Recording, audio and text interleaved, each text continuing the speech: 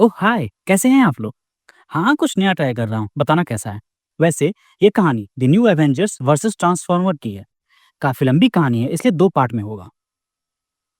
इंसानों और मशीनों की सबसे खतरनाक लड़ाई। कौन जीतेगा? टिड्डी इंसान या बड़े-बड़े ट्रांसफॉर्मर्स? कौन साथ देगा? एक जानलेवा दुश्मन या आयरन मैन फिर कोई अपना नया खिलौना निकालेगा?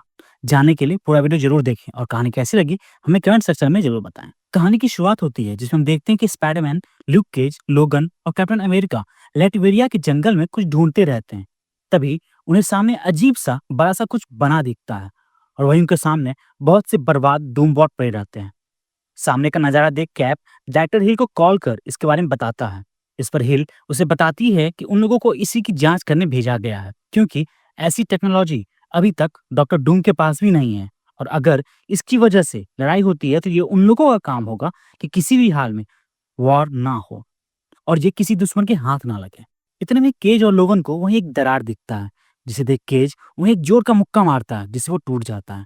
सामने बना रास्ता देख लोगन में जाने लगता है लेकिन कभी कैप उसे डांटते उसे आदेश देता है कि वो बस उसकी ऑर्डर पे काम करे और फिर वो स्पाइडरमैन को अंदर जाने बोलता है। लोगन मुंह फुलाए केज को बताता है कि बहुत हुआ, एक बार और उसने चुप रहने बोला ना तो देखना। उसके बाद वो सब वहीं अंदर जाते हैं। आगे आगे स्पाइडी, उसके पीछे कैप और फिर लोगन और केज। अंदर जाते वो एक कमरे में जाते हैं जहाँ सामने उनका चेहरा दिखता है पर अजीब सा, फन हाउस जैसा। वो लोग कुछ समझ पाते या कुछ सोचते इतने में ही उन पे हमला होने लगता है। कैप्टन अमेरिका केज को बोलता है कि आगे जाके देखे। वो अपनी बात पूरी कर पाता उससे पहले ही एक गोली उसके सर को लगती है और फिर एक जोरदार झटका स्पाइडरमैन को लगता है और वो वहीं एक कार पे गिरता है और वो कार तुरंत वहां से रफू चक्कर हो जाता है। केज और लोगन ये देख चौंकते सोचते रहते हैं और तब लोगन वहीं का दीवार पर अपने क्लॉ से काटते बताता है कि इस भूत बंगला से जल्दी बाहर निकलना चाहिए। उसके पीछे केज कैप को टांगे बाहर आता है। वो कैप को वहीं नीचे रखते बोलता है कि बस छू कर निकल गई, हमें स्पाइडर की मदद करने वापस जाना होगा। वो लोग अंदर जाते उससे पहले ही वहीं अजीब किस्म का फोर्स फील्ड आ गया था। वो दोनों अंदर जाने की पूरी कोशिश करते रहते हैं।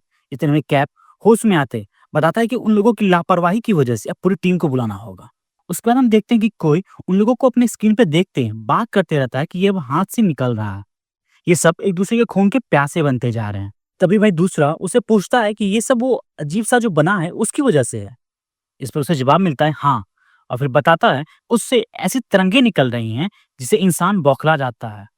ये उन सब का सेरोटोनिन लेवल बढ़ा देता है जिससे उन सब का न्यूरोट्रांसमीटर काम करना बंद करने लगता है और सब एक दूसरे के खून के प्यासे हो जाते हैं और इसी वजह से ये दोनों देश भी एक दूसरे से लड़ने को तैयार हैं।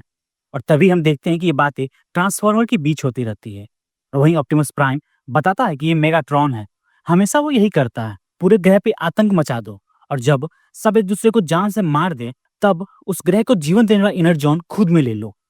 उसके बाद वो लोग आपस में बात करते हैं कि पहले तो मेगाट्रॉन के पास ऐसी कोई शक्ति नहीं थी, लगता है यहीं कहीं से हासिल किया है वो। वैसे भी हमें इंसानों की मदद करनी चाहिए, उन्हें कोई अंदाजा नहीं है कि उनके साथ क्या हो रहा है। और फिर अपने एक साथी को वहीं का देख रेख करने का बोल वो सब इंसानों की मदद करने जाते हैं। उधर स्पाइडरमैन कहीं बंधा रहता है और उसके सामने मेगाट्रॉन आते हैं। जाग गए मोहन प्यारे, चलो अच्छा है, वरना दिल से बुरा लगता है कि तुम बेहोश रहो और हम तुम्हारी शक्तियों का इस्तेमाल करें।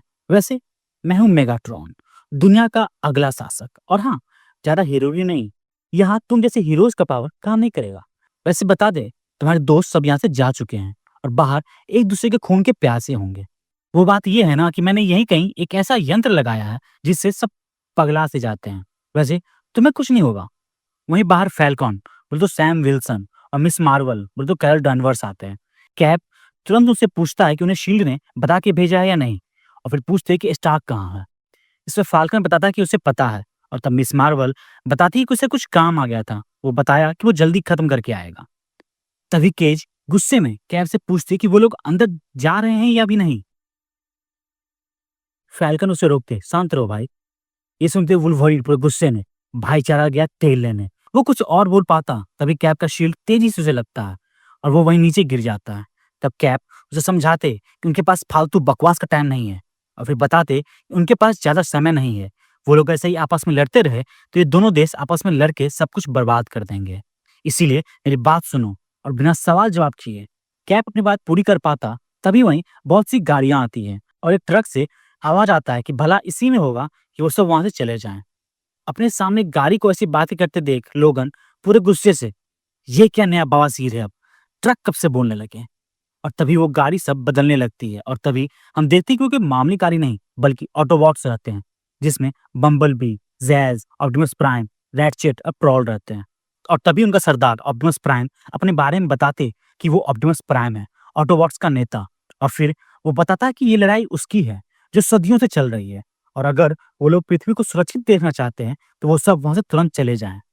तभी कैप्टन अपनी टीम को आवाज देते कि धज्जियों उड़ा दो इनकी, और वो सब ऑटोबॉट्स पे हमला करने लगते हैं।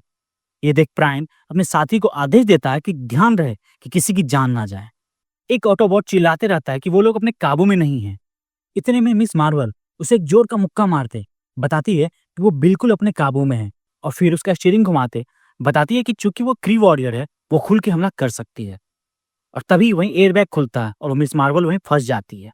उधर दो गाड़ी केज और लोगों के चारों तरफ चक्कर काटने लगती है, और तभी वहीं एक लड़की उनकी मदद मांगते वहीं आती है। केज सोचते कि ये यहाँ कैसे आ गई। लोगन जल्दी से उसे बताता है कि वो कोई लड़की नहीं है, बस एक होलोग्राम है। लेकिन तभी एक गोली उसी लड़की के पार होते केज को लगती है, और दूसरा गाड़ी लोगन के पीछे से उसे जोर का धक्का मारती है। कुछ समय बाद लोगन जैसे तैसे उठता है तो उसके सामने सारे ऑटोबॉट्स रहते हैं। वो कुछ कर पाता उससे पहले डॉक्टर डूम उसके सर पे अपनी शक्तियों से एक जोर का झटका देता है। प्राइम ये देख पूछता है कि वो कौन है। तो विक्टर वहीं बताता है कि वो लोग चाहे तो डूम का शुक्रिया अदा कर सकते हैं। कैप ये सुनते पूरा बौखलाए तेजी से उसकी तरफ हमला करने बढ़ते, चिल्लाते कि शुक्रिया बड़े बड़े रोबोटों से हमला करने के लिए। लेकिन तभी लोगन दर्द में ही उसे रुकने बोलता है, और एक ऑटोबॉट कैप के पीठ पे कुछ लगाते बताता है कि इसका काम वैसा ही होगा लेकिन उतना खतरनाक नहीं। तभी अचानक कैप का दिमाग ठिकाने आता है। डूम तो बताता है कि ये सब माइंड एल्टरिंग डिवाइस के शिकार थे जो उसके यहाँ से किसी ने चुरा लिया था। तभी प्राइम कैप्टन को कुछ और वैसे ही यंत्र देते बताता है कि अगर वो चाहे तो इसका जांच कर ले। इसे वो खुद बनाया है ताकि इसे इंसानों का दिमाग ठिकाने आए। मिस मार्वल पूरे गुस्से में तब प्राइम पे हमला करने आते बताती है कि वो ये कभी नहीं लगाएगी, पहले ही उसका माइंड कंट्रोल किया गया है, अब नहीं। तभी डूम अपनी शक्तियों से उस पे भी बिजली फेंकता है। उसके बाद वो बताता है कि कुछ महीने पहले उसके एक लैब से साइको प्रिज्म चोरी हुआ था। हालांकि ये पूरी तरह माइंड कंट्रोल करने लायक तैयार नहीं हुआ था, पर इतना जरूर बन गया था कि इससे सबके अंदर का खूंखार जानवर बाहर आ जाए। कैप तब प्रैंक का दिया हुआ रैटचेट मतलब वही यंत्र देखता है, जिसे देख मिस मार्वल पूरी पगलाए चिल्लाती है कि वो ये कभी नहीं पहनेगी। कैप तब आयरन मैन से बात करते उसके इसके बारे में पूछता है। इस पर स्टार्क बताता है कि उसे लग रहा था कि कुछ अलग ग्रह के रोबोट्स उनके बीच रह रहे हैं, और अब तो पक्का है वो। और वैसे भी ये यंत्र खतरनाक नहीं है। उसके बाद मिस मार्वल भी वो इन्विटर लगाती है, जिसके बाद उसका दिमाग ठिकाने आ जाता है। सब जब शांत होते हैं और जानते हैं कि वो सब एक ही टीम में हैं सिवाय डूम के, तब कैप बताता है कि उनका एक ही मकसद है, कैसे भी करके अंदर जाना। वही अंदर सब डिसेप्टिकॉन्स स्पाइडर की शक्ति अपने अंदर लेते रहते हैं, जिससे उन सब की शक्ति और बढ़ जाती है। उसके बाद मेगाट्रॉन वो शक्ति अपने अंदर लेते स्पाइडी को बताता है कि वो बहुत ग्रह नष्ट किया, और जब किसी ग्रह पे ऐसा कुछ मिलता है अजीब शक्ति वाला कोई, तो वो लोग एक तरीका निकालते हैं जिससे सामने वाले की शक्ति वो अपने अंदर ले सके और फिर ज्यादा ताकतवर हो जाए, और उसके बाद उस ग्रह को बर्बाद कर देते हैं।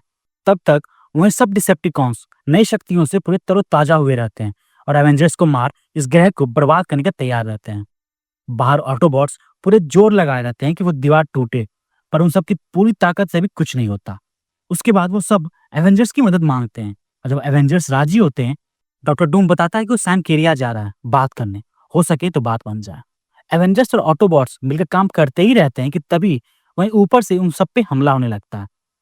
प्राइम ये देख चौंकते हुए कि इतना पावर तो उनके किसी साथी में नहीं है, और तभी वहीं आयरन मैन अपने सबसे बड़े सूट में, लगभग ऑटोबॉट्स इतने बड़े सूट में आते। हाँ, तो जब इंसान और मशीनों की लड़ाई हो तो किसी एक्सपर्ट को बुलाना चाहिए। To be continued. तो ये कहानी यहीं खत्म। अब आगे क्या होता है वो अगले पार्ट में देखेंगे। तब तक के लिए शुक्रिया। आपको ये वीडियो कैसी लगी हमें कमेंट सेक्शन में जरूर बताएं। चैनल को शेयर सब्सक्राइब करना ना भूलें। शुक्रिया।